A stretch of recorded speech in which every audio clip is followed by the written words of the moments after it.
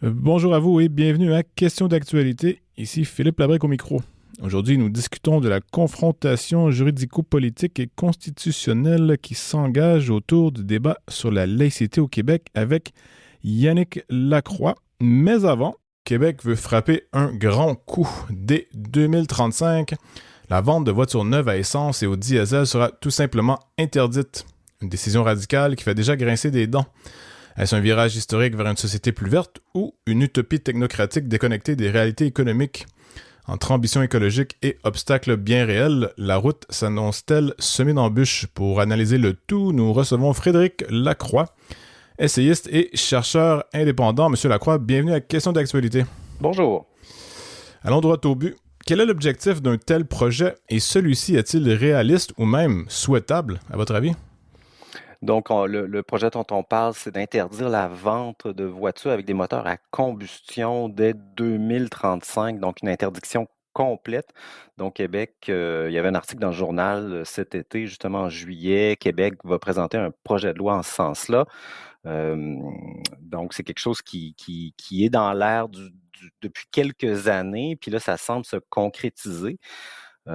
Puis quand on regarde l'ébauche du projet de loi dont on dispose, il s'agit d'interdire vraiment la vente de voitures qui ont des moteurs à combustion, donc c'est-à-dire même les hybrides rechargeables, pour vendre seulement des voitures 100% électriques à partir de 2035.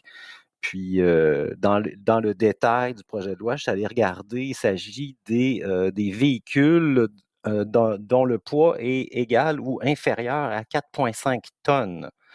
Puis ça inclut non seulement les voitures de promenade, là, les voitures compactes, sous-compactes, familiales, mais aussi les camions légers, puis les véhicules utilitaires sport et les camionnettes. Donc, c'est une interdiction qui ratisse très, très large, à mon avis. Puis le but affiché du projet de loi, c'est de diminuer l'émission de gaz à effet de serre au Québec, parce qu'on sait que le transport routier génère à peu près 42% des émissions de gaz à effet de serre au Québec, selon le dernier bilan qui a été fait. Puis la question qu'on peut se poser, c'est est-ce qu'une interdiction totale a du sens? Moi, j'en doute, parce que c'est... j'ai un peu perdu le fil, là. Avec ta question.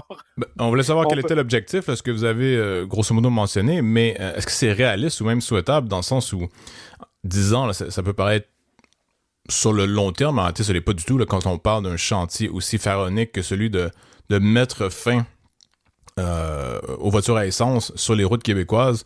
Ça semble énorme. Donc, est-ce que c'est réaliste? Et, j'allais dire, est-ce que c'est souhaitable? En fait, on prend pour acquis que c'est une bonne chose, mais est-ce qu'on a vraiment étudié la question d'un côté environnemental, mais aussi d'un côté économique et d'un côté réaliste, dans le sens où est-ce qu'on... Oui, si on parle de l'aspect réaliste de la chose, premièrement, on sait que le parc électrique aujourd'hui au Québec, c'est à peu près 400 000 véhicules sur les millions qu'il y a sur la route. Puis c'est à peu près 20% des nouvelles voitures qui sont immatriculées. Puis ça, c'est dû au fait qu'on a offert des généreux rabais pour l'achat de voitures électriques, puis c'est tombé du côté fédéral. Donc, est-ce que c'est réaliste en 10 ans passer à 100% des ventes en électrique quand on inclut les utilitaires sport, les camionnettes, etc. Moi, j'ai vraiment un doute. Là, c'est vraiment un bon... Euh, c'est une augmentation brutale. Puis, est-ce que c'est souhaitable? Ben, le but affiché du projet de loi, c'est de diminuer l'émission de GES via le transport routier. Puis, le transport routier, il y a le transport des particuliers d'un côté, puis il y a le transport de marchandises. Puis le transport de marchandises émet quand même une proportion des GES importante. Puis ça, c'est en augmentation constante année après année. Puis ça, c'est pas visé par le projet de loi. Donc là, on va forcer les particuliers à acheter des voitures plus chères. Euh, On s'attend à ce que le prix baisse. Non? J'imagine qu'il y a un calcul qui a été fait ici, qui s'est dit la production mondiale va augmenter. Est-ce que c'est vrai? Peut-être que non, mais on peut présumer de façon rationnelle que oui, la production mondiale va augmenter et augmente déjà rapidement. Et donc, le prix tôt ou tard, devrait chuter pour que les prix soient concurrentiels avec ceux d'une voiture à essence. Oui, ben, je ne suis pas sûr que cette analyse-là, on compte là-dessus, mais est-ce que ça va se concrétiser? Il y a quand même un surcoût important aux voitures électriques encore aujourd'hui. Là, on parle de 20, 25 000 dans plusieurs modèles. Donc, bon, il y a des rabais, tout ça, pour inciter les gens à y aller, mais Mais je crois que le l'argument en surcoût est encore faveur, là. ouais, le surcoût à l'achat, mais l'argument, là, je me fais l'avocat du diable ici, là, mais l'argument de ceux qui ont mis de l'avant ce projet-là, disent qu'à long terme, ou du moins sur quelques années, vu que le coût de l'énergie, là, qu'on remplace l'essence par l'électricité ici, fait que le coût total de la détention d'une voiture devient inférieur à la longue, simplement parce que les coûts d'entretien et les coûts pour l'électricité, là, pour alimenter la voiture, sont inférieurs au coût d'entretien d'une voiture à essence et inférieurs au coût d'achat d'essence pour la voiture. Là. Après, Ça c'est vrai. ça Donc, pourrait... si on fait un plein électrique, ça coûte vraiment une petite fraction de faire le plein essence. Ça, c'est vrai. Donc, le coût de faire rouler cette voiture-là est inférieur. Ça, c'est un fait, sauf qu'il faut quand même faire de la route pour amortir le coût d'achat supérieur. Donc, il faut faire un certain nombre de kilométrages quand même important pour rentrer dans son argent. Mais tu sais, je pense qu'on peut renverser l'argument, c'est-à-dire que le projet de loi va forcer d'acheter des voitures électriques à partir de 2035, alors que si on laisse le marché faire son travail, tu sais, les gens, puis que la voiture électrique est intéressante en elle-même, les gens vont faire ce choix-là par eux-mêmes. Tu sais. Le marché va venir régler cette question par lui-même. Donc, moi, ce que je vois, c'est que tu sais, on va interdire la vente, on va passer à 0% de vente de voitures à essence très rapidement. On parle d'une décennie. Tu sais, la transition est extrêmement brutale, à mon sens. Puis, tu sais, on parle d'une transition fondamentale de mode de propulsion des véhicules. Là, on passe de technologie établie à essence, à électrique, qui est assez bien établie maintenant, mais qui est encore en développement. Tu sais, les batteries se développent encore assez vite.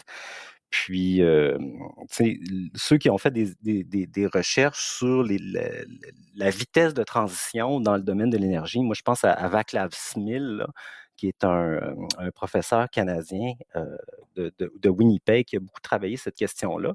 Lui, ce qu'il a démontré, c'est que quand on passe d'une source d'énergie à une autre, ça prend souvent des décennies à faire le passage. Puis la source d'énergie première, on passe à une deuxième, ben, souvent on n'abandonne pas la première source, donc on va laisser la deuxième occuper de plus en plus de place de façon naturelle, donc ça va s'établir de par ses propres avantages, puis ça va prendre, disons, 50, 60 ans. Donc, un exemple qu'il y a dans un de ses livres, c'est le passage du charbon à l'essence.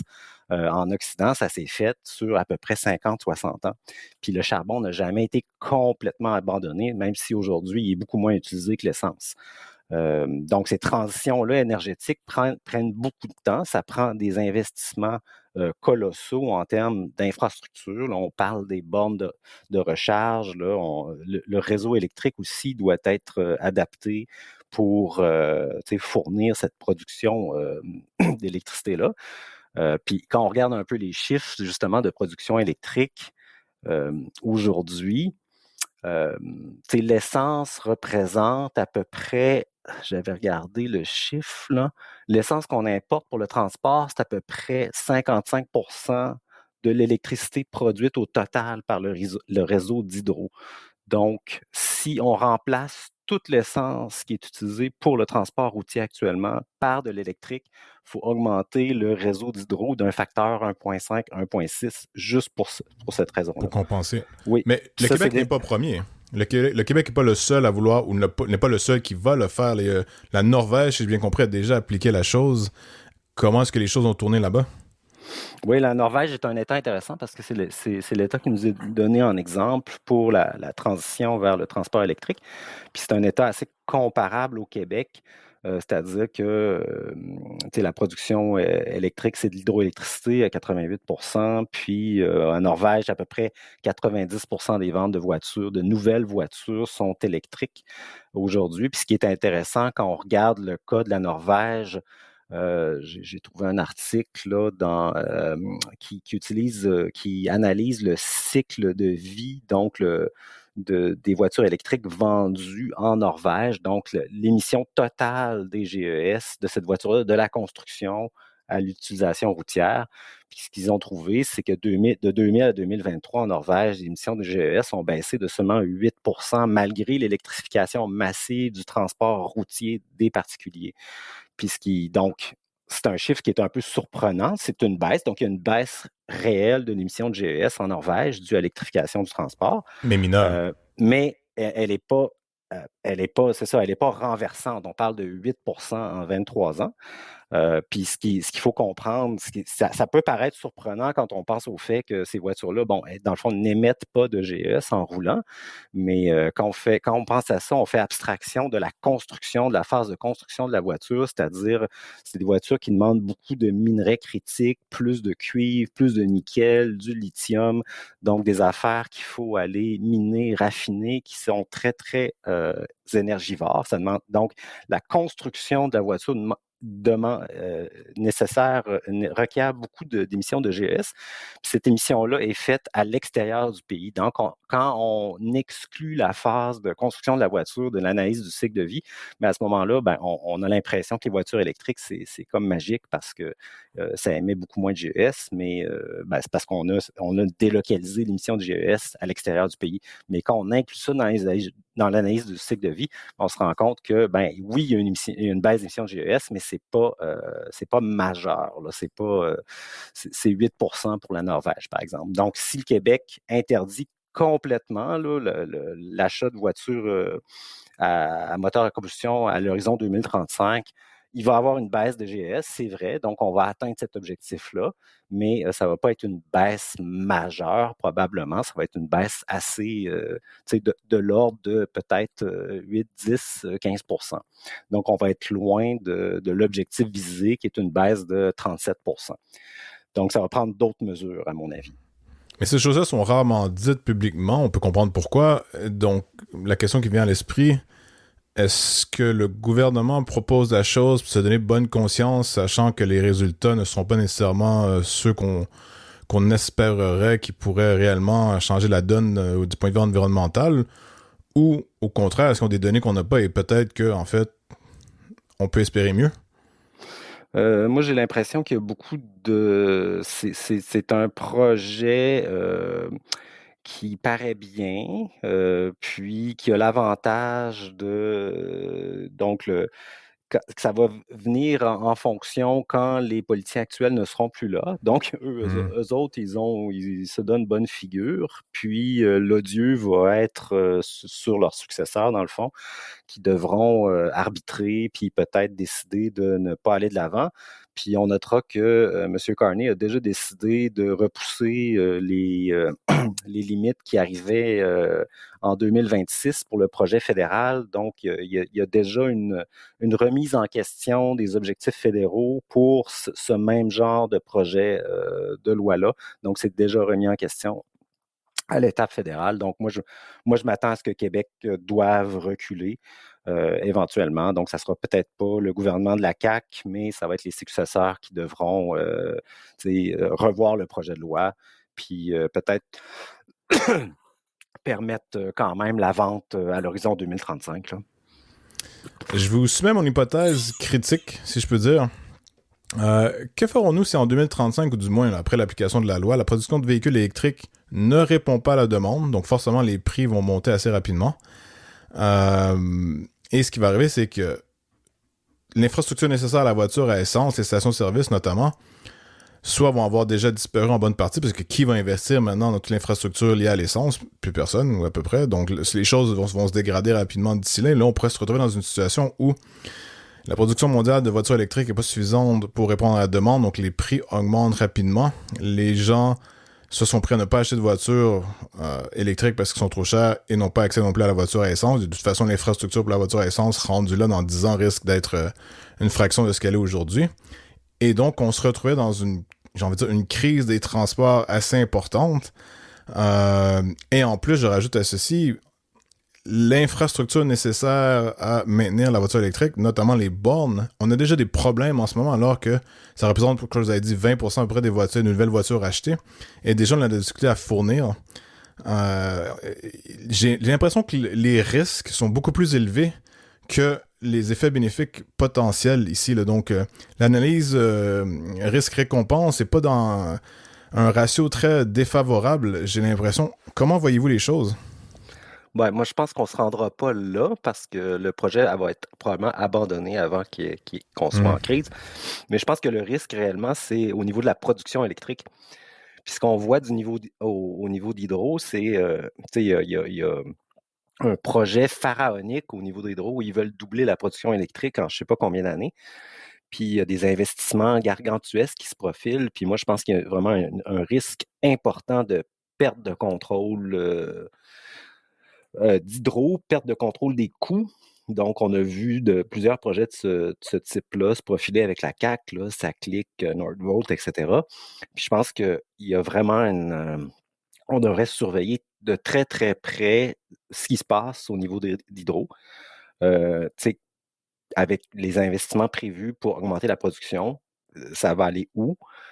Qui va bénéficier de ça? Quel genre de gaspillage d'argent il va y avoir avec ça? Est-ce qu'on va pouvoir rencontrer les objectifs d'augmentation de production? Je pense qu'il y a vraiment des questions très sérieuses à se poser avec ça, étant donné tout l'historique de gestion de projet de la CAQ là, dans les dernières années. Je crains fort ce qui se passe au niveau d'Hydro. J'ai peur qu'il y ait une perte de contrôle d'Hydro, puis que ça passe sous la coupe fédérale. Là. Moi, c'est ce que je vois se profiler avec l'excuse justement de la transition énergétique, etc. Puis, tu sais, disons que j'ai assez peu confiance à ce niveau-là. Là. Mais comment est-ce que ça pourrait fonctionner? Admettons que ça fonctionne. Comment est-ce qu'on pourrait imaginer que tout ça fonctionne? Donc en 2035, on interdit les voitures à essence et non seulement la demande mondiale la production mondiale répond à la demande, les prix baissent à la limite et on construit une infrastructure pour supporter toute cette flotte-là. Mais comment est-ce qu'on pourrait? Il faudrait augmenter la production d'hydro d'un facteur à peu près 1,6 juste pour couvrir le transport électrique. Donc 1,6 d'ici 10 ans. Comment va-t-on le faire? Est-ce qu'on peut construire de nouvelles centrales hydroélectriques qui vont produire à ce niveau-là? Je pense que c'est impossible. Je pense que tout ce qui a été construisible à coût raisonnable est déjà fait. Donc, on va se tourner vers quoi? On va se tourner vers de l'éolien. C'est déjà fait. C'est une énergie qui est assez chère, assez coûteuse et intermittente. Puis je pense pas qu'il y ait le potentiel pour vraiment augmenter de façon importante la production d'hydro. On va faire quoi du solaire? C'est la même chose que l'éolien, sauf que la productivité est encore plus faible. Donc, il reste quoi? Le Hydro va se lancer dans le nucléaire. Donc, on sait que Sabia a déjà évoqué ça. Et ce qu'il faut comprendre, c'est que le Québec n'a plus d'expertise en nucléaire. L'expertise nucléaire a été complètement liquidée. Donc, le Québec ne peut pas construire de centrales nucléaires. Puis surtout, la construction d'une centrale, ça prend plus que 10 ans. Donc, c'est clair qu'à l'horizon 2035, on ne peut pas augmenter la production d'électricité au niveau suffisant pour faire la transition vers 100% de transport électrique. Là. Ça, c'est clair. Fait que, puis dans les médias, il y a un débat là-dessus. Puis Hydro se fait rassurante. Là. Il y a Normand Mousseau qui est prof à Polytechnique qui a fait un calcul, puis lui est assez sceptique sur les capacités d'Hydro de pouvoir hausser la production. Puis je suis assez d'accord avec lui, mais Hydro se fait rassurante. Mais c'est difficile de voir comment on pourrait augmenter la production suffisamment dans un laps de temps aussi court. 10 ans, c'est très, très court. Ouais, c'est demain à l'échelle de l'histoire. Frédéric Lacroix, essayiste et chercheur indépendant, un grand merci. À tous ceux qui nous écoutent, merci également à la technique Daniel Fortin, à l'animation moi-même Philippe Labrec et on vous invite à rester sur les ondes de Radio VM.